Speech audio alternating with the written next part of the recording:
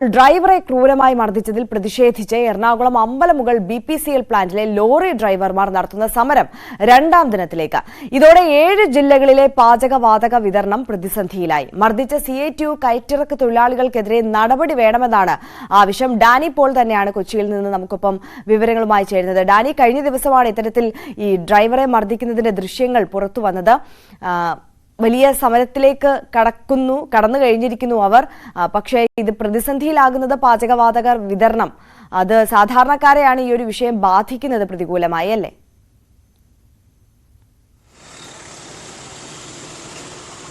തീർച്ചയായും അതിൻ്റെ ഒരു ഏറ്റവും ഒടുവിലത്തെ ആഘാതം എന്ന് പറയുന്നത് സാധാരണക്കാരിലേക്ക് തന്നെ ഇത് എത്തും എന്ന് തന്നെയാണ്.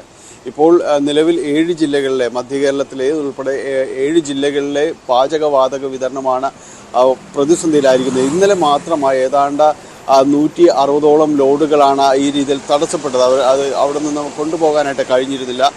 200-ലധികം തൊഴിലാളികൾ, ഡ്രൈവർമാർ ഇതിൽ പണിമുടക്കിൽ പങ്കെടുക്കുന്നുണ്ട്.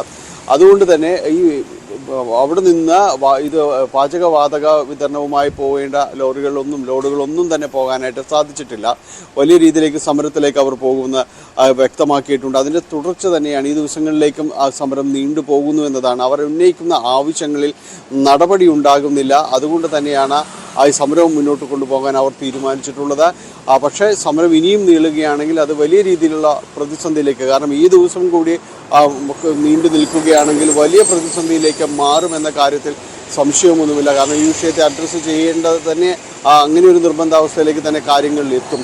ഇവർ ഉന്നയിക്കുന്നൊരു വിഷയം നമ്മൾ ഇന്നലെ ദൃശ്യങ്ങളിൽ കണ്ടതാണ്. CCTV ദൃശ്യങ്ങളടക്കം ഇതിൻ്റെ പുറത്തു വരികയും ചെയ്തു. ഇവരുടെ കൂട്ടത്തിലുള്ള തൊഴിലാളിയായ ഡ്രൈവർ ശ്രീകുമാറിനെ ക്രൂരമായ രീതിയിൽ തന്നെയാണ് മർദ്ദിക്കുന്നത്. CITU യൂണിയനിൽപ്പെട്ട തൊഴിലാളികൾ ഒരു ഭാഗം ചേർന്ന് ഇവരെ മർദ്ദിക്കുന്ന ദൃശ്യങ്ങളായിരുന്നു ഇന്നലെ കണ്ടത്. നമ്മൾ തൃശ്ശൂർ ജില്ലയിലെ ഒരു ഗോഡൌണിൽ പാചകവാതക അതിൻ്റെ ലോഡ് ഇറക്കുന്നതുമായി ബന്ധപ്പെട്ട തർക്കമാണ്, കൂലി സംബന്ധമായ തർക്കമാണെന്ന് പറയുന്നു. പക്ഷെ അത് എങ്ങനെ ഡ്രൈവറിലേക്ക് എത്തും എന്നതാണ് ഒരു ചോദ്യം. പക്ഷേ എന്തായാലും ഇവർ തമ്മിലുള്ളൊരു തർക്കം ഉടലെടുത്തു. അത് പിന്നീട് വലിയ രീതിയിലൊരു മർദ്ദനത്തിലേക്ക് അടക്കം കലാശിക്കുകയും ചെയ്തു. ശ്രീകുമാറിന് ഇവിടെ കൊച്ചിയിലെ ആശുപത്രിയിൽ ചികിത്സയിലാണ്. ഈ വിഷയത്തിൽ പരാതി നൽകിയിട്ട് നടപടികൾ എടുക്കുന്നില്ല എന്നാണ് തൊഴിലാളികൾ പറയുന്നത്.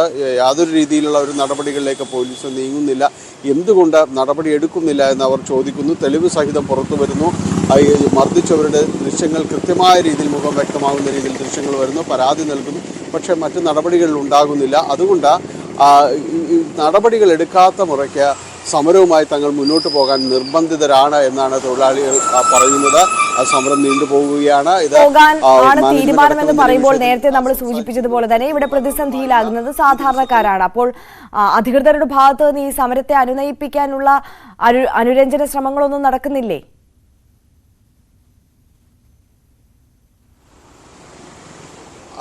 ആ വിഷയത്തിൽ അനുരഞ്ജനം എന്ന് പറയുന്നത് പോലീസ് നടപടി വേണം എന്നതാണ് അവർ ഉന്നയിക്കുന്ന വിഷയം. കാരണം ഇങ്ങനെ കൂട്ടത്തിൽ ഒരാളെ ഇത്ര ക്രൂരമായി മർദ്ദിച്ച് അവശനാക്കി ആശുപത്രിയിൽ പ്രവേശിപ്പിക്കേണ്ട ഒരു അവസ്ഥ എല്ലാം തന്നെ ഉണ്ടായിരുന്നു. അപ്പോൾ തങ്ങൾ എങ്ങനെയാണ് ഈ വിഷയത്തോട് സന്ധി ചെയ്യുക എന്നവർ ചോദിക്കുന്നു.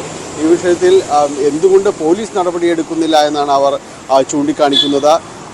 അത്തരം ഒരു നടപടി എടുപ്പിക്കാനായിട്ട് മാനേജ്മെൻ്റ് അടക്കമുള്ള കാര്യങ്ങളിൽ ഈ വിഷയങ്ങളിൽ തങ്ങളുടെ ഭാഗത്തുള്ള തൊഴിലാളിക്ക് ഇത്ര ക്രൂരമായ ഒരു ആക്രമണം നടക്കുമ്പോൾ ആ വിഷയങ്ങൾ മാനേജ്മെൻറ്റ് കൂടി കാണേണ്ടതാണ്. എന്തുകൊണ്ടാണ് ഇങ്ങനെ ഒരു സംഭവം ഉണ്ടായതെന്ന് അന്വേഷിക്കേണ്ടതാണ്. ആ വിഷയങ്ങളിൽ പോലീസിനെ അടക്കം ഇടപെടുത്തേണ്ടതാണ്, അവരോട് കാര്യങ്ങൾ അന്വേഷിക്കേണ്ടതാണ് എന്നവർ ചൂണ്ടിക്കാണിക്കുകയും ചെയ്യുന്നു.